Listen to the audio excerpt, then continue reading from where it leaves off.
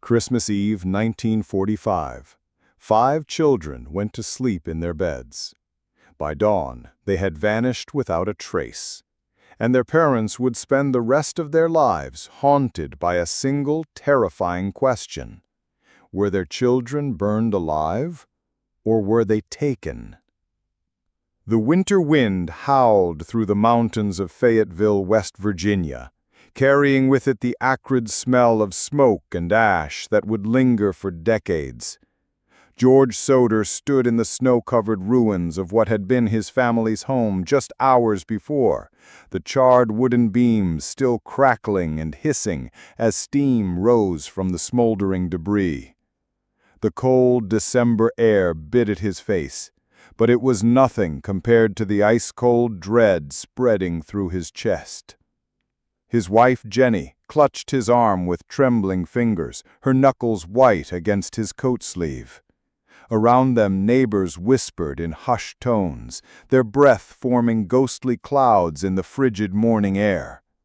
The fire department had finally arrived, nearly 8 hours too late, and their heavy boots crunched through the frozen ground as they sifted through what remained of the 2-story house.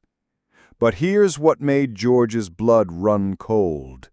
In all that ash, in all that destruction, they found no trace of 5 of his children. Maurice, 14, Martha, 12, Louis, 9, Jennie, 8, Betty, 5. They had been sleeping upstairs when the fire started. Logic dictated that their remains should be there, somewhere in the rubble. A house fire burns hot, yes, but not hot enough to completely incinerate human bones. George knew this. The fire chief knew this. Everyone standing in that frozen wasteland of his former life knew this. Yet the search turned up nothing. Not a tooth, not a fragment of bone, not even the metal springs from their mattresses. But what the investigators missed, what they chose to ignore, were the signs that this was no ordinary house fire. The phone lines had been cut. The ladder George kept propped against the house had mysteriously vanished. His truck, which had never failed to start, suddenly wouldn't turn over when he desperately tried to drive it around back to reach the upstairs windows. And then there were the witnesses. Neighbors who swore they saw the children being loaded into a car as the flames consumed their home. The question that would torment the Sodder family for the next 4 decades was simple yet horrifying. If the children didn't die in the fire, where were they?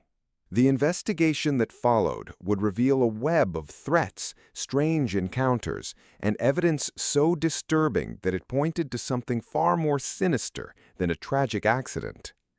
3 weeks before Christmas, George Sodder had received a visitor, a man selling life insurance who had an unsettling interest in the family's electrical wiring. The stranger had wandered around the house, his footsteps echoing on the wooden porch as he peered through windows and tested door handles with an intimacy that made George's skin crawl. When George declined the policy, the man's voice dropped to barely above a whisper. "Your house is going up in smoke, and your children are going to be destroyed." The smell of cigarette smoke still lingered in the winter air where the man had stood, an acrid reminder that George couldn't shake from his memory. But this was only the beginning of a pattern that would make investigators' blood run cold. The local fire chief, F.J. Morris, arrived at the scene with suspicious speed for a man who claimed to have been called hours after the blaze started. His heavy boots left deep impressions in the muddy ash as he walked the perimeter, but something about his examination felt performative, like a man going through motions he'd already rehearsed. When George begged him to sift through the debris more carefully, Morris simply shrugged and said the fire had burned too hot. Too hot for what? George demanded. Morris never answered. The coroner's report was equally baffling. Dr. Oscar Hunter claimed he'd found internal organs in the debris, a heart, a liver. But when pressed for details, his story changed. The organs became a mass that might have been organs. The certainty became doubt. The evidence became nothing. And then came the witnesses that law enforcement seemed determined to ignore. Marion Truscott, who lived just across the valley, swore she saw lights in the Sodder house well after the family claimed everyone was asleep. The lights moved from room to room in a deliberate pattern, as if someone were searching for something or someone. Her voice shook as she described the scene to police, the memory of those wandering lights still fresh behind her eyes. But it was Sylvia Sodder, George's son-in-law, who provided the most chilling testimony. She had been driving past the house around 1 a.m. when she spotted a strange car parked along the road. Through the frost-covered windshield, she could make out several figures loading what appeared to be children into the vehicle. The engine rumbled in the cold night air as exhaust mixed with the smell of distant smoke. The police dismissed her account, said she must have been mistaken, but Sylvia knew what she saw. The phone company confirmed the lines had been cut, but claimed it was probably just a fallen tree branch. The missing ladder was never found. George's truck, which had been sabotaged that night, mysteriously worked perfectly the next morning when investigators tested it. Every lead pointed to the same terrifying conclusion. Someone had orchestrated the perfect crime, and 5 children had simply vanished into the winter night. But who would do such a thing? And why were the authorities so eager to close the case? For months, every lead felt like grasping smoke. Each promising clue dissolved the moment George Sodder's trembling fingers reached for it, leaving behind only the bitter taste of false hope and the growing certainty that someone was actively working against them. Spring arrived in Fayetteville, but the Sodder family remained trapped in an endless winter. George's weathered hands shook as he pinned yet another newspaper clipping to the kitchen wall. Sightings of his children reported from as far away as Florida and New York. The sound of rustling paper filled the quiet house as Jennie sorted through hundreds of letters from strangers claiming to have seen 5 children matching their descriptions. A woman in Charleston swore she'd seen Betty at a local diner, the little girl's distinctive blonde curls catching the afternoon sunlight streaming through greasy windows. The smell of burnt coffee and cigarette smoke had filled the air as the witness approached, but the child vanished before she could get close enough to be certain. But every lead crumbled under scrutiny. The girl in Charleston had brown eyes, not blue. The boy in Pittsburgh was too old. The family spotted in a Florida motel had parents who looked nothing like kidnappers. They were simply traveling with their own children. Each dead end felt like losing the children all over again, the hope draining from George's chest like air from punctured lungs. Then came the photograph that would haunt them for decades. A private investigator George had hired, a thin man whose cologne couldn't quite mask the smell of desperation that clung to everyone in his profession, delivered what he claimed was proof. The black-and-white photograph showed a young man in his 20s, dark hair slicked back, staring directly into the camera with eyes that seemed familiar. On the back, someone had scrawled, "Louis Sodder. I love brother Frankie. Ill boys. A90132 or 35. George's heart hammered against his ribs as he studied the image under the harsh kitchen light. The jawline. Could it be? The eyes held a depth of sadness that made his throat constrict with emotion. Thank you to everyone who has shared their own family stories and mysteries with us. Your trust in sharing these deeply personal experiences helps keep these cases alive and reminds us why this search for truth matters. But forensic experts who examined the photograph years later would determine it was likely a fabrication. The paper stock was wrong for the supposed time period, the photographic quality too advanced for a casual snapshot from the 1950s. George had been deceived again. The cruelest blow came in 1968, 23 years after that terrible Christmas Eve. Jennie opened their mailbox to find a manila envelope with no return address, the paper rough beneath her fingertips. Inside was another photograph, this one showing what appeared to be a young man who bore a striking resemblance to Lewis. But this time there was no note, no explanation, no trail to follow. The postmark was illegible, smudged by rain or tears. The photograph itself seemed to mock their decades of searching, offering just enough hope to keep the wound fresh, but never enough evidence to pursue. By now, George understood the terrible truth. Someone was toying with them. Each false lead, each manipulated photograph, each witness whose story fell apart under questioning, it all felt orchestrated, designed to keep the family chasing ghosts while the real trail grew colder with each passing year. The metallic taste of defeat filled George's mouth as he realized they weren't just fighting time and distance. They were fighting an enemy who wanted them to suffer, who fed on their hope like a parasite, and who seemed to have unlimited resources to stay one step ahead. As the decades crawled by, a darker picture began to emerge, one that suggested the Sodder children hadn't simply vanished, but had been deliberately erased by forces far more powerful and ruthless than a small West Virginia family could ever imagine. The first theory that made George's blood turn to ice centered on his own past. Years before that terrible Christmas Eve, he had been vocal, perhaps too vocal, about his hatred for Mussolini's fascist regime. At local gatherings, the smell of tobacco smoke hanging heavy in cramped meeting halls, George would pound his fist on wooden tables and declare that any Italian who supported Il Duce was a traitor to their adopted homeland. His words had echoed through Fayetteville's tight-knit Italian-American community like stones thrown into still water, creating ripples of anger and resentment that never quite settled. The local Mafia families, and there were Mafia families operating in the coal mining regions, had long memories and longer reaches. Could 5 innocent children have paid the price for their father's political convictions? The second theory was somehow even more chilling.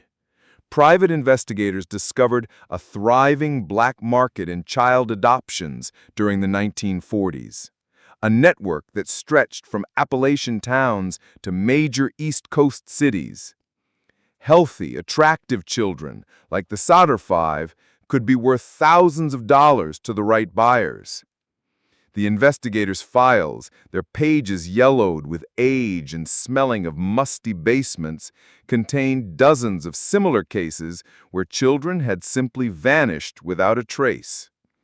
But it was the third theory that kept George awake at night, staring at ceiling shadows that seemed to move with malevolent purpose.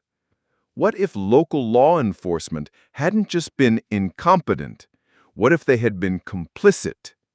The fire chief's strange behavior, the coroner's shifting story, the police department's eagerness to close the case.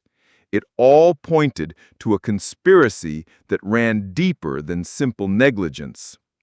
Someone with authority had wanted those children to disappear and had used their power to ensure no one would look too hard for them.